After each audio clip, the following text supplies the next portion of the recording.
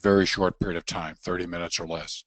Today we're going to talk about how you can create an everyday innovative company culture, probably one of the most important things you can do if you're working in the field of innovation. I want to quickly give you some background, my long career in association with innovation that have brought me to be able to talk with a great deal of credibility about this topic, this very important topic. I began my business career by working 16 years at Procter & Gamble, where I became a senior sales leader before moving into brand management or advertising, and then ran a strategic acquisition where we doubled the profitability of the business in the first year behind a year-long innovation program. I then was hired to become Ernest Gallo's Vice President of Marketing, where I worked for 10 years, not always the friendliest place to innovation, but we had a number of innovation successes, including introducing a major new brand with innovative products and packaging that achieved the highest year-one marketing share by a margin of twice than any other brand in the previous 2 decades. I then was recruited to become a teaching executive in residence at Arizona State University School of Management, where for 6 years I taught upper-level marketing, innovation, and leadership courses. Fast forward to today, and I'm the founder and head coach of Innovate to Grow Experts, a leading innovation consultancy that helps companies to consistently double their chances for long-term success, because we're the only one using the 8 most proven innovation best practices. In addition to that, I'm also the founder and head coach of a national graphic design company, Blue Sage Creative, and I'm also the producer and voice of the Innovation Best Practices podcast. Over 200 episodes have been produced, thousands of listeners every month, in over 104 countries. And in my spare time, I've researched, written, and published these 6 books. Okay, here's the agenda we're going to do in 30 minutes or less. The critical role of company culture and innovation success. That's what this whole webinar is about. The skills and competencies, very different ones between running and innovating a business. The cultural elements, what the most innovative company cultures do. I'm going to share those with you and then talk to you about how you can create a culture of innovation in your business. So let's get started. What is company culture? Well, the dictionary definition is company culture refers to the beliefs and behaviors that determine how a company's employees and management interact and handle outside business transactions. I would take the word outside and eliminate that and handle business transactions internally or externally. Often corporate culture is implied, not expressly defined, exactly true, and develops organically over time from accumulative traits of the people the company hires. Right on. So where do you find it? Well, sometimes you find it in company written materials, policy manuals, process, vision, and mission statements, stuff like that. But you need to be careful because sometimes official pronouncements are contradicted in the real world. There are also experience stories, stories told within the company about successes and failures, about what worked and did not work, that become strong definers of what the company will do and will not do today. Very powerful stuff. And then there's the hidden and difficult to determine where the values and beliefs came from. You know it when somebody says, "We would never do that."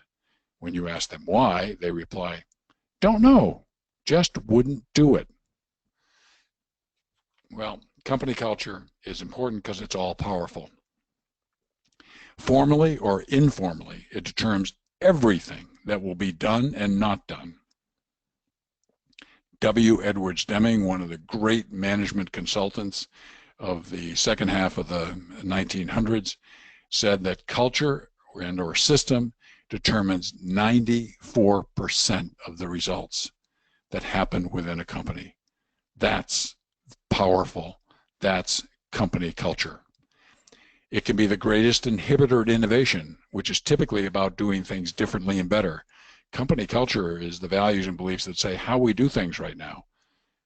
And innovation is about doing them differently and doing them better. So they can come into conflict.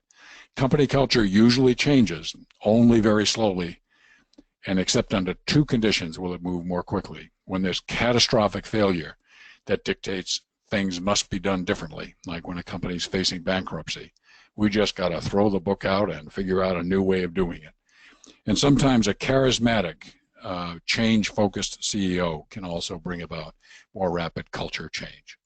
Okay, There are unquestionable benefits if you can create an innovative company culture. Innovation, which has traditionally been focused in areas like marketing and R&D, now becomes a company-wide focus and capability. And maybe even more importantly, an innovative company culture based on best practices experiences increases innovation from everywhere, entry level to senior management, in all departments. It's that powerful.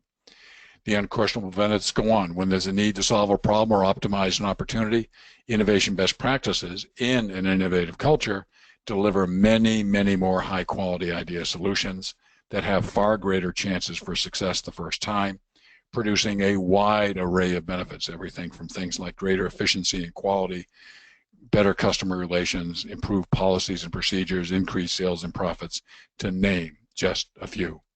Okay, there's also a lot, when you have a highly innovative company culture, a lot of behavior improvements that come. And here are just a few, and wouldn't you like this? Less me, more we. Less silo, more diversity. Less speaking, more listening. Less competition, more collaboration. Less trying to be right, more doing what's right. Less quick judging, more possibility play. Less ego, more empathy. Now that sounds like something I would really like, and I think most of us would, and know that when all these behaviors manifest, you are going to be more innovative.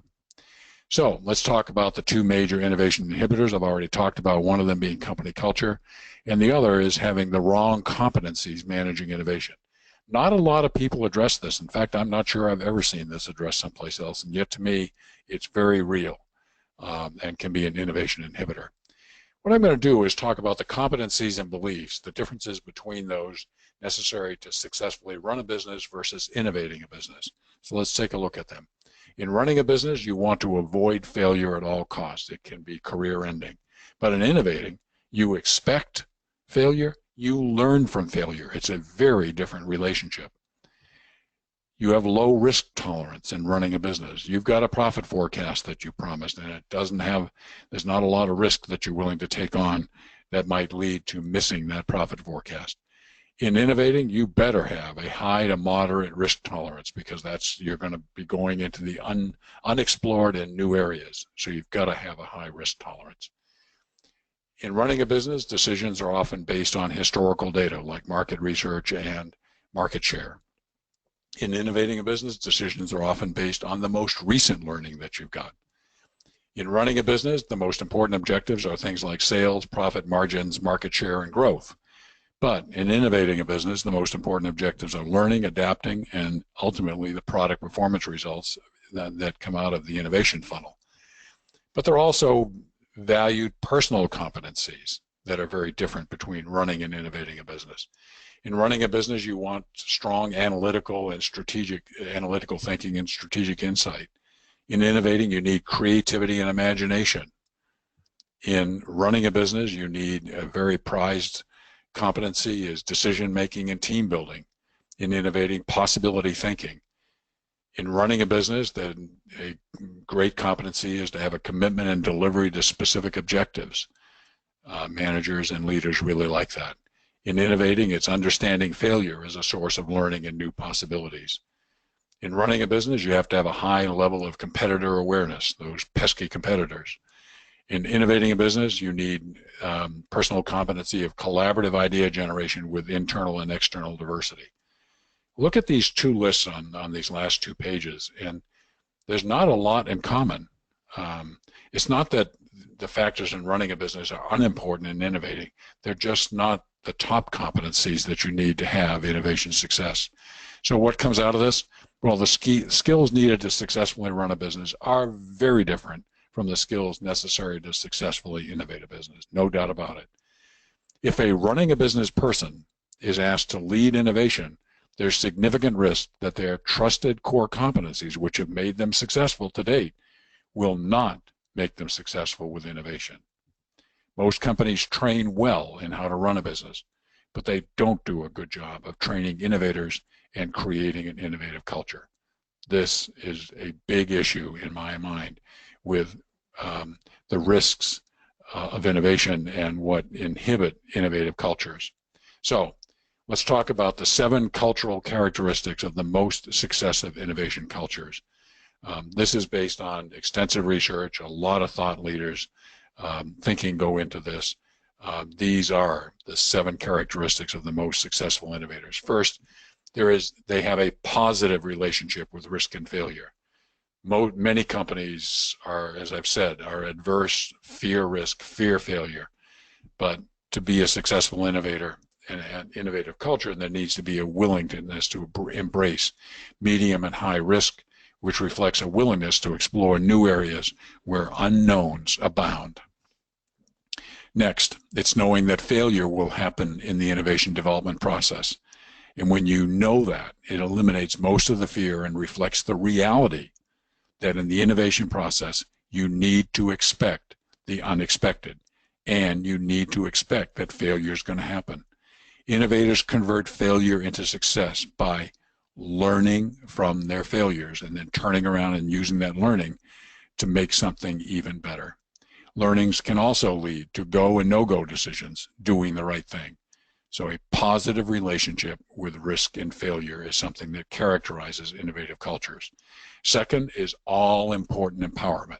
There are various types of empowerment like time, resources, especially staffing and funding, and decision-making. Empowerment is critical in successful innovative cultures. Decision-making in the innovation process, there are typically many important decisions. Innovators need to have the freedom and empowerment to make most of the operational decisions. There's considerable evidence that when innovators are given substantial freedom, independence, and well-defined responsibilities, that innovation flourishes, especially when the goal is breakthrough innovation. So the second characteristic, all-important empowerment. Third is collaboration and team versus individual brilliance. This is a very important fact. The very best thinking of one brilliant individual can always be made better by the best thinking of other innovators who share the passion and the goals for the project. High-level collaboration skills are critical to innovation success. Team members require high levels of emotional intelligence. Daniel Goleman made a great contribution with all of his work on emotional intelligence. If you're not aware of what it is, become aware of it. Emotional intelligence is far more important to business success than IQ, documented many, many times. In fact, IQ can have a negative correlation with career success. Egos need to be kept in check. Okay? History is very clear. What historically appears to be an individual brilliant inventions are inevitably the result of an inspired innovator learning from and being influenced by others. We look at the invention of the light bulb and Edison and the phone with Alexander Graham Bell, and we think that these are the result of this one person because that's the name that's associated with it. When you read the backstory, when you read the real story, you find out that there was a high level of collaboration where the idea was brought across the finish line by one person, but there were a whole bunch of people that contributed to that success. That is how you need to have an innovative culture, one of collaboration and team versus individual brilliance. You can have all the brilliant individuals you want, just have them working collaboratively and as part of a team. Fourth, you need to challenge orthodoxies in the status quo. This is kind of like the definition of innovation. You look for new and better ways to do things from what you're currently doing it. By definition, innovation is about doing things better and differently. And if you're not free to do that, then you're going to have a hard time having an innovative culture. Here's a quote I love. Innovators question and overturn deeply entrenched beliefs and common assumptions, exploring new and highly unconventional answers. Love it.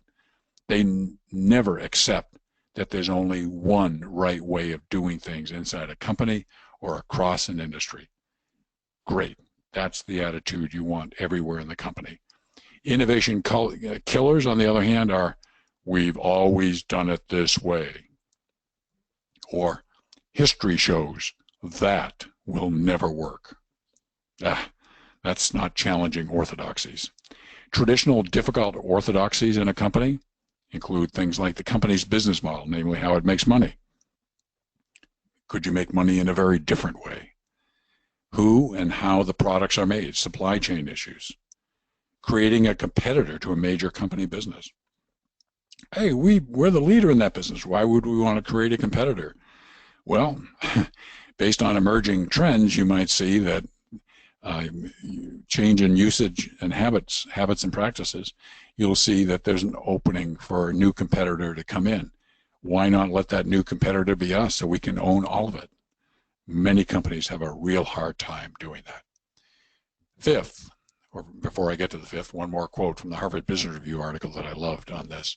When everyone thinks in similar ways and sticks to dominant norms, businesses are doomed to stagnate. I would add doomed to fail.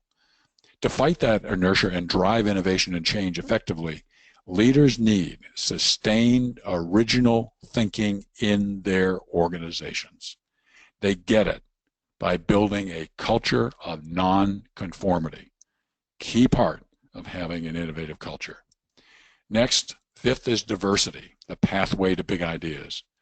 Collaboration between people with different competencies and experiences is a proven path to achieving high quantity and quality of ideas. You need to open up the innovation process broadly, not only to people within the company and across levels and across functions, but also externally.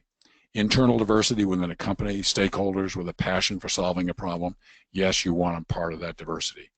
But you also want external diversity, the best external expertise you can get that's relevant but does not duplicate the internal expertise. Companies that stay exclusively inside are going to have a hard time being as innovative as they need to be.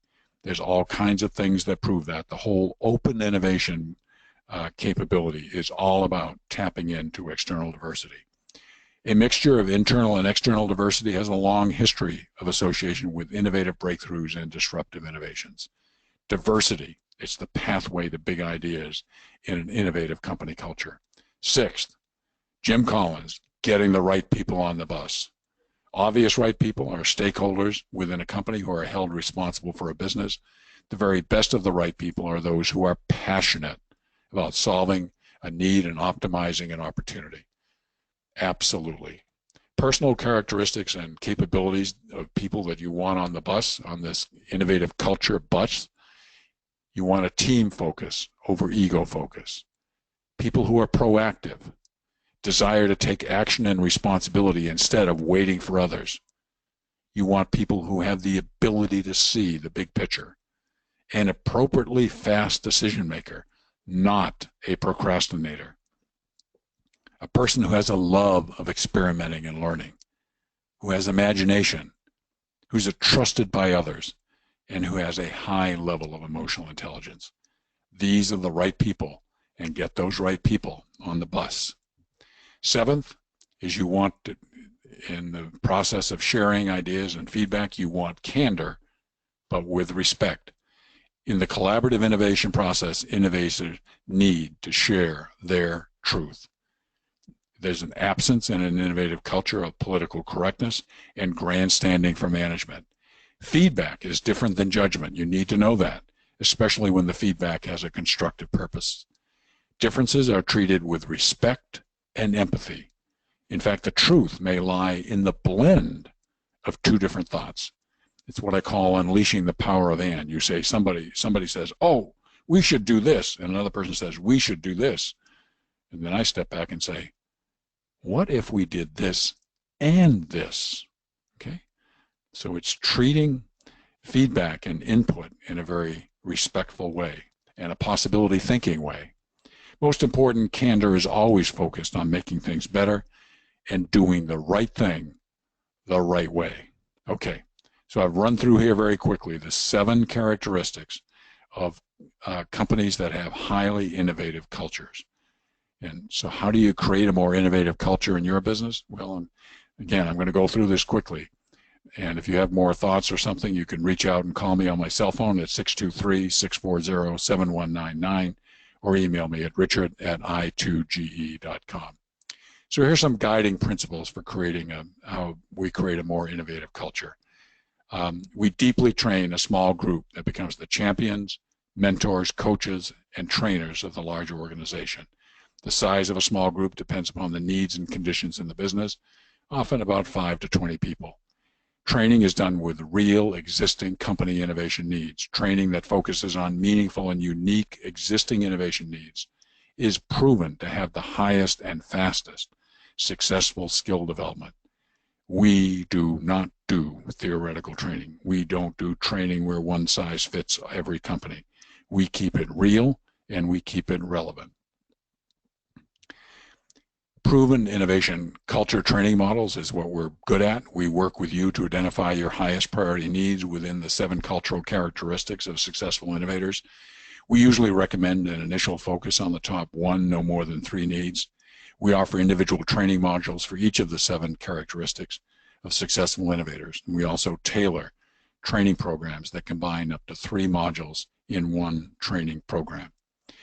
Innovative culture training process. All training programs are customized to the unique needs of a company, and the training process often includes these following steps: a deep dive into learning your needs and priorities, collaboratively done, conducting initial 1 or 2 day training program with your 1 to 3 highest needs, follow-up consulting session at 30 and 60 days, and training that includes with all the people in the initial training, and unlimited follow-up coaching via telephone, email, and Skype. Again, all of these are tailored to the unique needs in a company. There are unquestionable benefits, which we covered previously, namely that innovation moves from a few departments to a company-wide focus, and maybe even more important, it introduces best practices that can help increase innovation at everywhere from the entry level through senior management. And when there's a need to solve a problem or optimize an opportunity, innovation best practices in an innovative culture deliver many, many more high-quality idea solutions that have far greater chances for success the first time, producing a wide array of benefits. Well, here's some suggested immediate next steps for your consideration. Why don't you take a look at these 7 characteristics and make a preliminary determination of which of them offer the greatest upside improvement benefit for your situation. Call me as soon as you can. Email me. Call me at 623-640-7199 or email me at richard@i2g.com. Call me as soon as you can for a free consulting discussion about your needs and possible training assistance. We'd love to be able to help you develop this very powerful innovation capability within your company. You can also visit our website at i2g.com for Innovate to Grow experts, where we combine innovative culture development with the 8 most proven innovation best practices for even greater company-wide benefits. So you may want to make sure that you attend our Innovation Best Practices webinar, which is run on a regular basis. As always, I'm deeply appreciative of you taking time out of your busy life to spend it with me in this webinar. I truly hope I have the opportunity to connect with you very soon. And until then, please do have a great day.